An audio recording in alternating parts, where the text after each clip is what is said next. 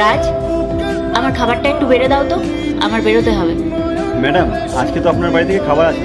হ্যাঁ, আপনি যদি বলেন তাহলে আমি আপনাকে খাবার বানিয়ে দেবো। আমি কিন্তু রান্নাও করতে পারি। মাথা খারাপ হয়ে গেছে নাকি তোমার? আমি তোমার হাতের রান্না খাবো? কেন ম্যাডাম, কোনো অসুবিধা হবে?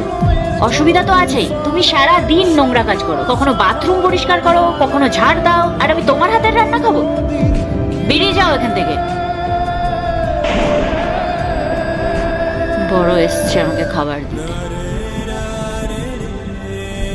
বিশাল পিকনিকের আয়োজন করা হয়েছে। হ্যাঁ হ্যাঁ হ্যাঁ, একদম। রাজ, হ্যাঁ ম্যাডাম। এগুলো কি করছো তুমি?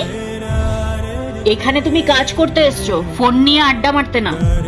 আমি তোমাকে স্যালারি দিই কিসের জন্য? ফোনটা নিয়ে বাড়িতে গল্প করার জন্য, নাকি এখানে কাজ করার জন্য? ম্যাডাম, আমার তো সব কাজ শেষ হয়ে গেছে। যদি তোমার সব কাজ শেষ হয়ে থাকে তাহলে তুমি স্নেহার সাথে ওর হেল্প করে দিতে পারতে।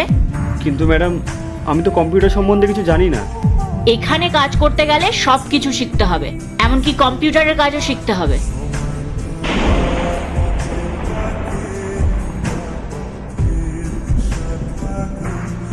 আজকে মিটিং এর দায়িত্বটা পুরোপুরি তোমার। তুমি ঠিক করে সামলে নিও, তুমি না থাকলে।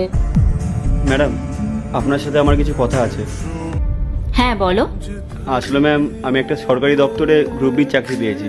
তাই আমার 15,000 টাকা দরকার ছিল, যাতে আমি ওখানে জয়েন করতে পারি। আপনি যদি টাকাটা দিতেন তাহলে আমার খুব ভালো হতো।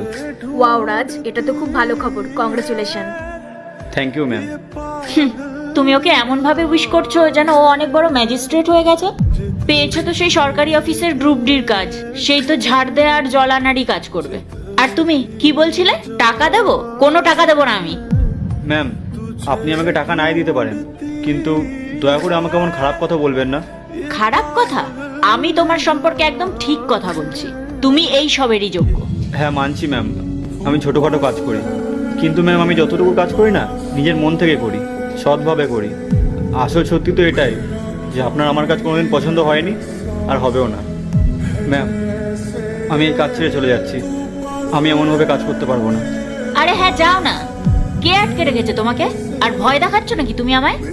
আজকের পর থেকে না এই মুখ আমার সামনে আনবে না।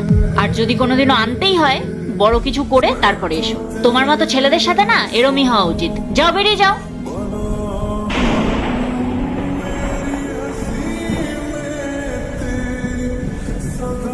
ম্যাডাম আজকে আমাকে এইভাবে অপমান করলো।